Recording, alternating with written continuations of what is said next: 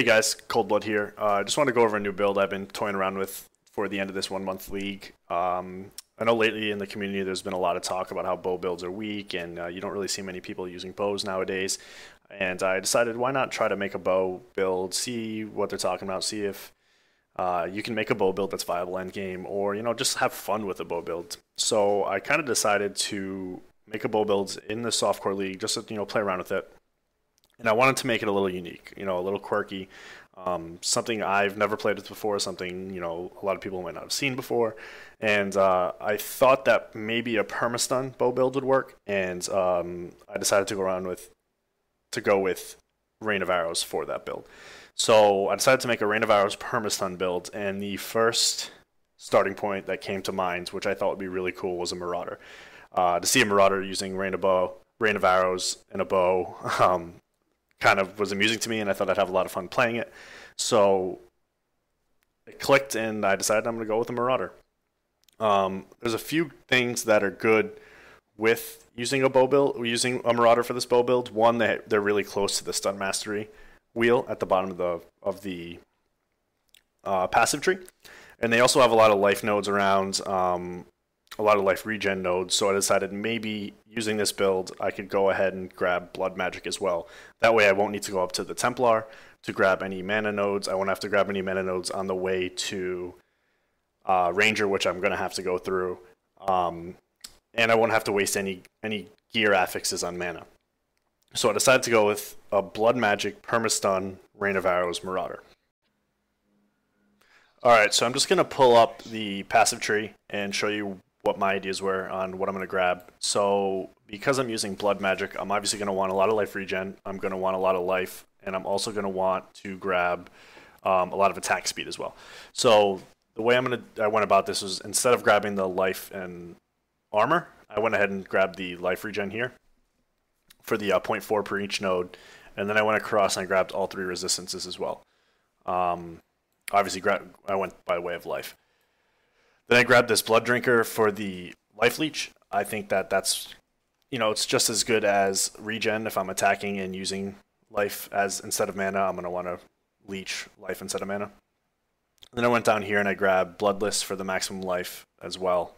And then I grabbed Blood Magic here. I'm not sure I'm going to need it right away. I might be able to get away with not having it for, till at least like maybe level 20. So I might not grab that until I absolutely need it, just so I have a little bit more survivability in the beginning when I don't have a lot of life. But as soon as I need it, I can always easily grab it. And then I went up and grabbed the crit strike multiplier, because I'm going to also want a lot of crit for stunning. So I went and grabbed this crit multi here. I obviously didn't grab this one because 10% isn't really efficient for a node. I can grab that over somewhere else.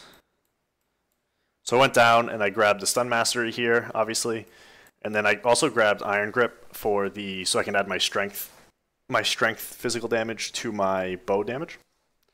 Then I went across here and I grabbed these life nodes. 12% is pretty good, and 8%'s the borderline for efficiency. So I grabbed all of these, and I kept going across, and then I did grab Iron Reflexes as well to convert any peripheral evasion I might have to armor. And then I went up and grabbed Thick Skin. Again, 18% is really good for a life node. And these 2 8s are pretty good too. And I went up and I grabbed this attack speed. You'll see that, like I said, attack speed is going to be pretty important in this build, at least in my mind. So I grabbed it here, and you also see I grabbed a bunch up top for haste as well. And I went up and I grabbed the life regen at Heart of Oak, and Ballistic Mastery is going to be really important. And I grabbed all these bow nodes, so you get the 6% physical damage here. I think these are 15% as well. And then you'll also want these attack speed and crit chance as well. And I went over here just to get the crit strike multiplier and then the 2 crit chance nodes. Like I said, that 10% that I could have got before for that 1 node, instead I'm getting 25. So I grabbed these as well, and the 25 multi as well. Then I went up north, went through to Talons of Murder for the increased physical damage, and I get a little life there as well. And then I went straight to haste. As you can see, I get the 15% attack speed. I get a little extra dex in case I need it. All's good. And then I went across, grabbed conditioning for the life, and then coordination for the attack speed and the dex again, and I grabbed all of these crit strike chances. All right, so 40, 60, 80, that's 100% crit strike chance just in this one wheel. And then went across, grabbed these intelligence nodes, and at the end of the build, I'm probably going to grab this 45% crit strike chance. It's going to take me a while to get to that. It's probably going to be endgame. If I feel like I have enough crit, I'm probably not going to grab it, but it's a pretty efficient combination of nodes here, 15 plus, 45, 60% for 2 nodes. That's pretty good. So that's the basic idea I had. It's probably going to change as I play along. Obviously, this build is kind of unique. I've never played it before, so I don't know what I'm going to need as I'm leveling, or towards endgame what I'm going to not need, I guess. So, like for instance, I might take this Diamond Flesh for the 12% to elemental resistances. I don't know if I'm going to have enough resistances off gear or not.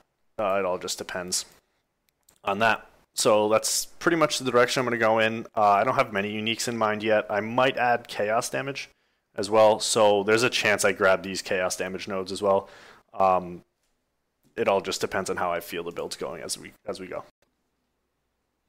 Well, guys, those are my thoughts on my Blood Magic Permastun Reign of Arrows Marauder. If you have any ideas that I might not have thought of, feel free to put them in the comments below. Any questions, concerns, also put them in the comments below. Otherwise, thanks for watching.